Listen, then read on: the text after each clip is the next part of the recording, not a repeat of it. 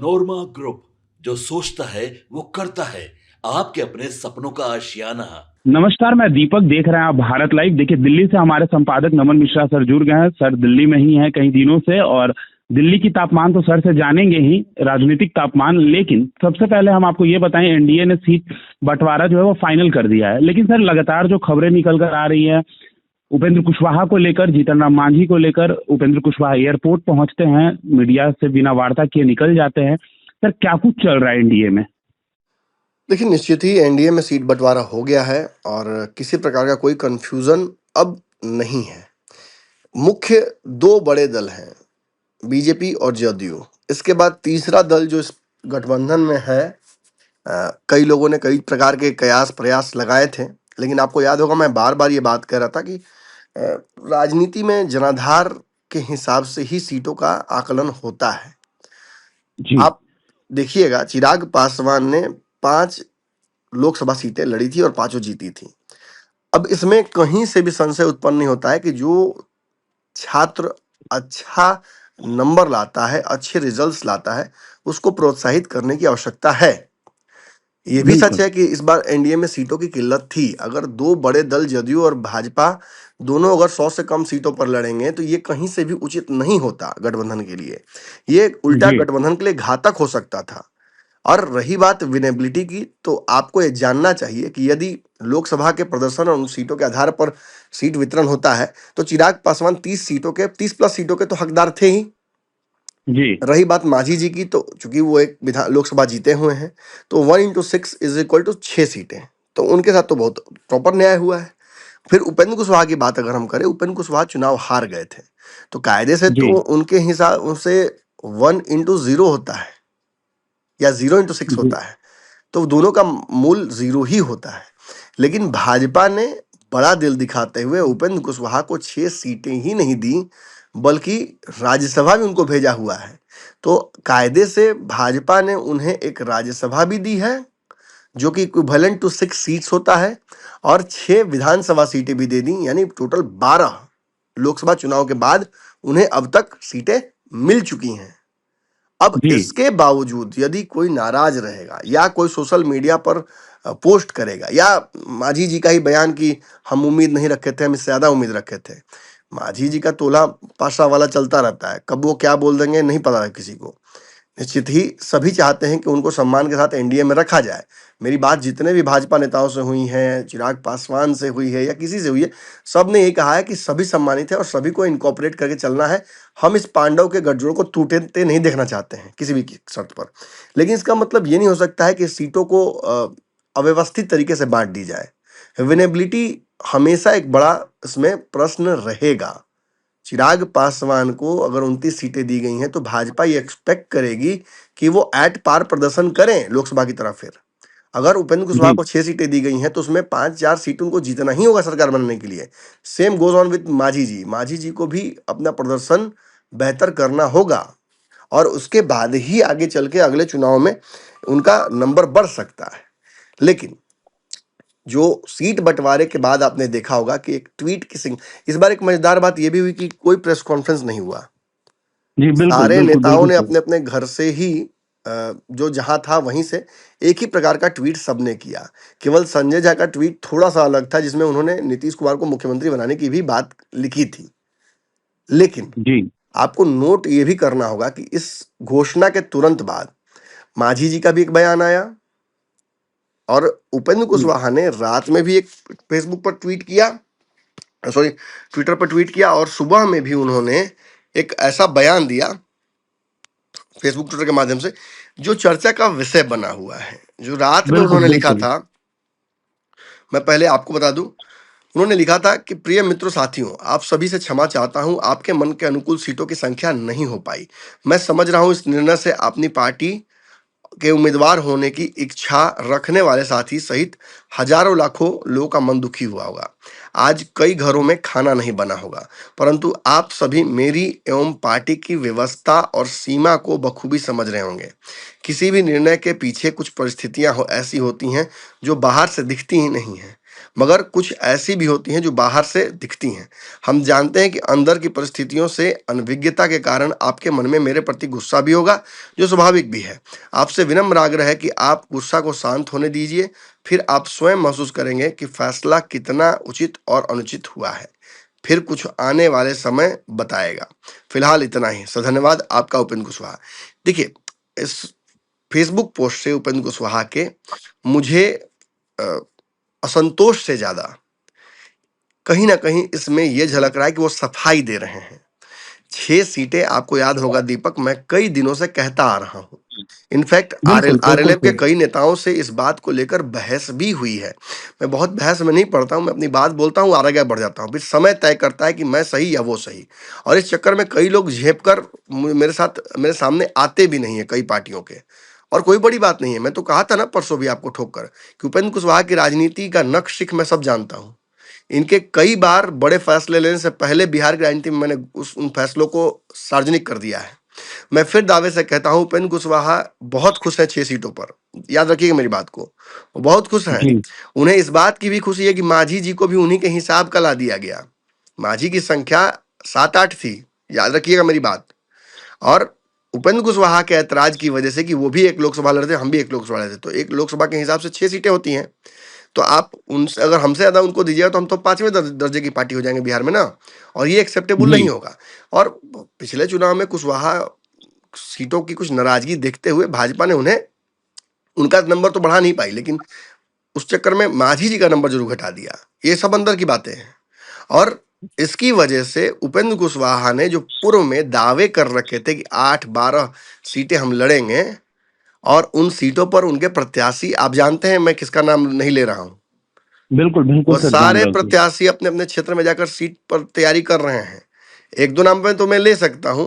माधव आनंद चुनाव लड़ने की तैयारी कर रहे हैं। जदयू से आरएलएम में आए हुए रामेश्वर महतो चुनाव लड़ने की तैयारी कर रहे हैं, पूर्व एमएलसी रह चुके हैं। फिर उसके बाद इनके प्रदेश अध्यक्ष मदन चौधरी चुनाव लड़ने की तैयारी कर रहे हैं। रामपुकार जी सर, सिन्हा चुनाव लड़ने की तैयारी कर रहे हैं। मोतिहारी से एक दो प्रत्याशी तैयारी कर रहे हैं। सीतामढ़ी से एक और प्रत्याशी वो तैयारी कर रहे हैं। मुजफ्फरपुर में एक और प्रत्याशी हैं। कुढ़नी सीट है। समस्तीपुर की एक सीट है। एक सीट सीमांचल, 2 सीट सीमांचल की है। एक और सिवान क्षेत्र में सीट है। जहानाबाद की सीट है। ये कम से कम 12-15 सीटें ऐसी थी जहां पर उपेंद्र कुशवाहा ने प्रत्याशियों को एक तरह से रेडी कह दिया था कि रेडी रहिए। अब समस्या ये है कि इसकी वजह से 6 सीट आने की वजह से उन सब ने रातों रात, उनके मन में एक असंतोष की जी, भावना आएगी। उन्हें लगेगा कि उनके नेता ने उन्हें भ्रम में रखा। सीटें, नमन मिश्रा तो बोलता जा रहा था 6 सीटें, और नेता उनको कॉन्फिडेंस दे रहे होंगे कि नहीं ज्यादा मिलेगा। इस वर्तमान एनडीए के समीकरण में उपेंद्र कुशवाहा को 6 से ज्यादा सीटें किसी भी परिस्थिति में नहीं मिल रही थी दीपक। ये बहुत जी, दूर से हमें दिख रहा था, और नजदीक रहकर भी उपेंद्र कुशवाहा को नहीं दिख रहा था। मतलब दिख रहा था, वो अनदेखा कर रहे थे। और अब इस पोस्ट के माध्यम से उन्होंने जो लिखने की कोशिश की है कि कई घरों में खाना नहीं बनेगा। ऐसा होता है क्या दीपक? सर राजनीति ए राजनीति करें उपेंद्र कुशवाहा, माने मजा मारे जी, सेनापति, और माने भूखे सोए, माने उस दुख में कि जो सेनापति को रोटी बिल्कुल, का नहीं बिल्कुल। मिला। कार्यकर्ता ऐसा नहीं होता। कोई भी कार्यकर्ता इतना बेवकूफ आज के समय में नहीं है। और खास तौर पे उपेंद्र कुशवाहा जी समाज से आते हैं। कुशवाहा समाज बहुत अग्रेसिव समाज है, बहुत पढ़ा लिखा समाज है, और बहुत समझदार है। ये किसी नैरेटिव में नहीं फंसेगा। अगर बिहार में कुशवाहा समाज की हम बात करें तो केवल उपेंद्र कुशवाहा उनके रिप्रेजेंटेटिव नहीं है। बिहार में, बिल्कुल, मैं दावे से कह रहा हूं, ना तो मेरी मित्रता के कारण, ना मैं किसी और कारण कर, चिराग पासवान बिहार में दलितों के एकमात्र नेता हैं। इनफैक्ट आने वाले समय में पूरे, मतलब नॉर्थ इंडिया में सबसे बड़ा चेहरा चिराग पासवान दलित राजनीति का बन गए हैं। और वो आने वाले समय में देश भर की राजनीति में सबसे बड़ा चेहरा बनने जा रहे हैं। इसमें कोई जी, काट नहीं है, इसमें कोई संशय नहीं है। लेकिन उपेंद्र कुशवाहा की बात जब कुशवाहा नेताओं के बारे में होगी तो सम्राट चौधरी खड़े हैं। केशव प्रसाद जी, मौर्य को लाया गया बिहार। आप धर्मेंद्र प्रधान को देखिए, आप नीतीश कुमार को देखिए। लव कुश समीकरण में इतने नेता हैं बिहार में, और इसमें इग्नोर करने वाली बात नहीं है। आप ये भी जान लीजिए कि तेजस्वी यादव भी कुशवाहा समाज के कई नेताओं पर दाव लगाने जा रहे हैं। तो Upendra Kushwaha is not the only face of Kushwaha और लव कुश राजनीति। और नीतीश के रहते तो ये कभी होगा ही नहीं। लव कुश नीतीश बांधे रखेंगे। उपेंद्र कुशवाहा को जो सीटें मिली हैं वो अच्छे से जानते हैं कि अगर वो थोड़ा सा भी दाएं बाएं करेंगे तो उसमें एक बड़ा पेच हो जाएगा, जो पेच मैं समझाऊंगा आपको। अब हम आते हैं जी एक उपेंद्र कुशवाहा के एक और पोस्ट पे जो आज उन्होंने किया है, जी इससे लगता है कि थोड़ा और नाराज है। आज बादलों ने फिर साजिश की, जहां मेरा घर था वहीं बारिश की। अगर फलक को जिद है बिजलियां गिराने की, तो हमें भी जिद है वहीं आसियां बनाने की। अब इसका मतलब क्या हो सकता है? देखिए, मैंने इस ट्वीट को उनके रीट्वीट करके कुछ लिखा है, लिख के जी देता हूं। जैसा मैंने कहा था वैसे ही 6 सीट पर ही लड़ेंगे ये। अब बस माहौल बनाया जा रहा है। जिनको टिकट का वादा किया था उनसे जान बचाने के लिए। एक बात और जान लीजिए, अगर ज्यादा तीन ताम किया जाएगा तो वीआईपी ये सीटें भी लपक लेगी। अब मेरे दूसरे पक्ष की तरफ विश्लेषण के मैं बढ़ता हूं। अब जी मांझी जी की बात करते हैं। आज तो पटना एयरपोर्ट पर उपेंद्र कुशवाहा ने पत्रकारों से बात तक नहीं की, जी और उसका पूरा कारण यही था कि जितना बोलेंगे उतना ही बात बिगड़ती जाएगी। बिल्कुल आपको जानकर जानते हैं, बड़ा अचंभा होगा कि उपेंद्र कुशवाहा ने जितने लोगों को टिकट देने का वादा किया था उसमें से कई लोग चुनाव लड़ेंगे, लड़ेंगे जी दीपक, जी लेकिन वो जी आरएलएम से नहीं लड़ेंगे। समझ रहे हैं मेरी बात? बिल्कुल बिल्कुल सही। सबने अपना जुगाड़ कर रखा है, कोई इतना बेवकूफ और कमजोर नहीं है। अब रही बात मांझी जी की, मांझी जी ने जो कहा है उस बात को मैं सीरियस नहीं लेता हूं। मुझे तो पॉलिटिकली मांझी जी के बहुत सारे बयान ऐसे होते हैं जो केवल उसी घंटे में वो लेते हैं और बोल देते हैं। फिर अगले घंटे उनको जब रियलाइजेशन होता है कि अरे बाप रे, केंद्र में हम हैं, बिहार में मेरे पुत्र हैं, दोनों का एक साथ कुर्सी चला जाएगा अगर इन 6 सीटों पर नहीं मानेंगे तो। और मांझी भी बहुत खुश है। मांझी को नुकसान यही हो रहा है कि पिछली बार उनको जितनी सीटें मिली थी उतनी मिल जाती तो उनका कम से कम एक पॉलिटिकल ना वो बना रहता स्टेचर। इन सब में सबसे बड़े winner at very low age Chirag Paswan निकले। चिराग पासवान ने एक झटके में इस 29 सीटों को नेगोशिएट करके उस सारे दावों को तोड़ दिया जो बड़े बड़े पत्रकारों ने कहते 20 सीट मिलेगा, 22 सीट मिलेगा। आपको याद होगा, मैं लगातार बोल रहा था दीपक कि चिराग पासवान के मतलब फुटवर्क को पॉलिटिक्स में मैं सबसे बेहतर समझ पाया हूं। और इसका सबसे बड़ा कारण है कि उन्होंने कई बार मुझे, बाकी पत्रकारों के अलावा मुझे ये अवसर दिया कि मैं उनके दिमाग में घुस सकूं, मैं उनके थॉट प्रोसेस को समझ सकूं। और बहुत क्लियरली जब मैं उनसे कुछ भी पूछता हूं तो वो बताते हैं कि उन्हें क्या आगे चल के करना है। तो इस सर वजह से आपकी जी, जी कल तो आपकी मुलाकात भी हुई चिराग पासवान से। जी सर ये तो हम नहीं कहेंगे कि आप अपनी बात सार्वजनिक करें, लेकिन सर ये जरूर बताइए, जिस तरीके से चिराग पासवान को लेकर ये चीजें कही जा रही थी कि चिराग पासवान जो हैं जो उनके जीजा हैं 43 से 45 सीट, लेकिन 29 सीटें मिली और एक बात और बड़ी बात है सर, आप लगातार ये कह रहे थे कि 27 से 30 सीटों के बीच जो है वो चिराग पासवान को मिलना है। जी कल मिलने के बाद क्या लगा सर, चिराग पासवान से बातचीत के बाद? नहीं नहीं, निश्चित ही चिराग पासवान को मैंने जब फोन किया तो मैंने बधाई ही दी। क्योंकि देखिए, एक मित्र के तौर पर देखिए मैं उनका बहुत बड़ा क्रिटिक रहा हूं, लेकिन ये भी बात सच है कि उन्होंने अपनी तरफ से मित्रता हमेशा रखी है।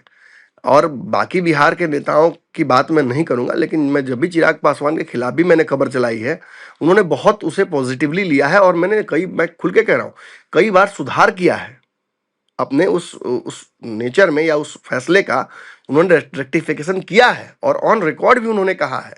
कई बार तो उन्होंने अपने इंटरव्यूज में कहा है कि पंचनामा में मैंने ऐसा देखा था नमन मिश्रा के। खैर, इस मुद्दे पे आते हैं। चिराग पासवान को जो 29 सीटें मिली, मैंने उन्हें बधाई दी एक मित्र की तरह कि बधाई हो, आपने एक बड़ी छलांग लगाई है बिहार के अंदर, क्योंकि बहुत कम लोग आपको आंक रहे थे और अब सारे पत्रकार बिहार के एकाएक आपकी बड़ाई करने लगेंगे आज से। तो उन्होंने कहा कि आप मिलिए, मिलकर धन्यवाद दीजिए, बधाई दीजिए। मैं पहुंचा, आपको जानकर ये हैरान होगा कि वो सच में बहुत खुश नहीं थे 29 सीटों को लेकर। इनफैक्ट वो 6 सीटें जो मतलब 35 सीट का एक्सपेक्टेशन का था, उनकी बात भी हुई थी इसको लेकर मोदी और अमित शाह जी से। और परिस्थितियां ऐसी बन गई कि चाह कर भी वो उन 35 सीटों पर अड़ नहीं पाए। तो उन्हें इस बात का दुख ये था कि वो 6 सीटें जो वो डिजर्व करते थे वो उन्हें नहीं मिली। हाँ, ये बात जरूर है कि कुछ कार्यकर्ताओं को एडजस्ट किया जाएगा, लेकिन उनका कहना था कि पिछली बार हम 137 सीट लड़े थे, हमने बहुत छांट छूट कर 40-45 ऐसे नाम तय किए थे जिनको चुनाव लड़ना बहुत आवश्यक था इस बार। ये सारे मेरे विनिंग कैंडिडेट्स थे। मुझे उम्मीद थी कि इन 45 सीटों में, 50 सीटों में मैं 30+, 35+ सीटें आराम से जीत रहा था, कम से कम, अगर बुरा से बुरा चुनाव जाएगा तो उस स्थिति में चिराग पासवान को यह लगता है कि उन्हें भी लॉस हुआ है। लेकिन चूंकि एनडीए की सरकार बनानी जरूरी है उनके हिसाब से, और चूंकि एक बड़ा विपक्ष को मौका मिला है फिर 5 साल बाद, तो उस मौके को विपक्ष भुना न ले, इसलिए थोड़ी कुर्बानी उन्होंने भी कहा कि मैंने अपनी 6 सीटों की कर दी है, उससे कोई मुझे बहुत दुःख नहीं है, लेकिन हाँ, ये ज़रूर है कि मुझे कार्यकर्ताओं को अपने लड़ाना था। ये बात उनके मुँह से उन्होंने ये बात कही। तो मुझे खुशी से ज़्यादा इस बात का दुःख नज़र आया कि उन्हें 6 सीटें और एक्सपेक्टेड थीं। अब रही बात आगे कि अब आगे क्या होगा?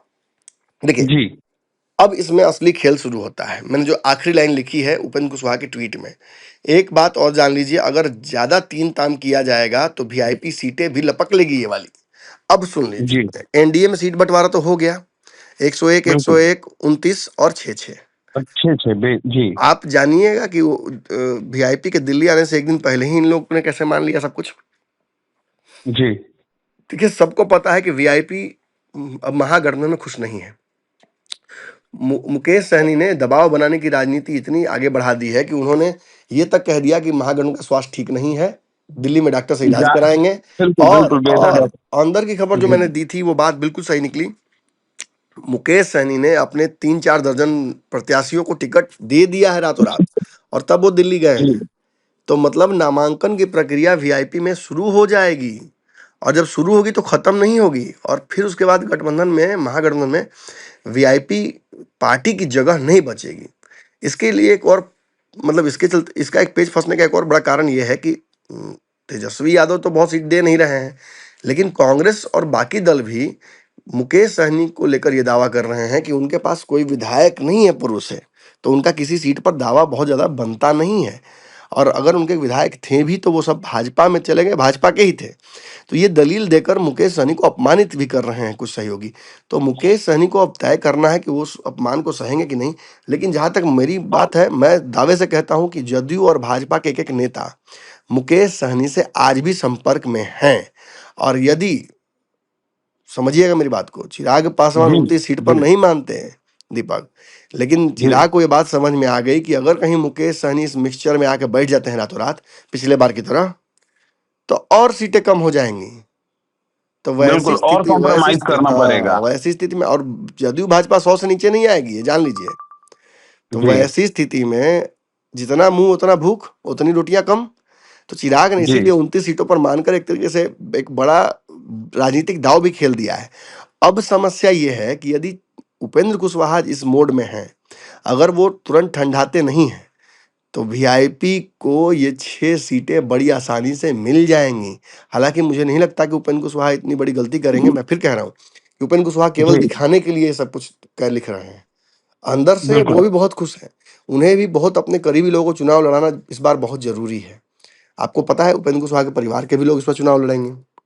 जी पिछली बार पत्रकार की जो बैठक हुई थी, जी उनके जी जो उन्होंने भोज दिया था, उसमें आपको ये दिखा भी होगा कि वो कुछ जी ऐसी रणनीति बनाकर चल रहे थे। उनके परिवार के कई लोग पत्रकारों से मिल रहे थे और अब इंट्रोडक्शन दे रहे थे।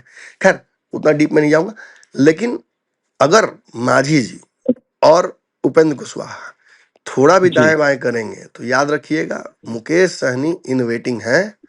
और मुकेश सहनी को भी ये बात समझ में आती है कि एक विनिंग कॉम्बिनेशन में कुछ कम सीटें ले लेना एक लूजिंग कॉम्बिनेशन में ज्यादा सीटें लेने से बढ़िया है। जी आपको और चिराग सर पासवान से सीखना होगा ये।